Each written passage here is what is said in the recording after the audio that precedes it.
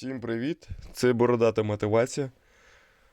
Трошки в незвичному такому вигляді, але ось покажу приклад. Там в мене є програмка, якою я іноді займаюсь, хоча потрібно займатися кожен день, кожного дня.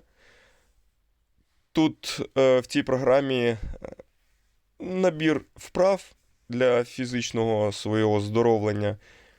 Там прес качаємо, планочка, там ще якісь такі, не дуже важкі такі.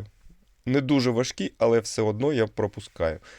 І ось зайшов раз, мабуть, на місяць. Останнього разу десь місяць назад був. І що я бачу? Що я бачу? Написано, що сьогодні можна відпочити.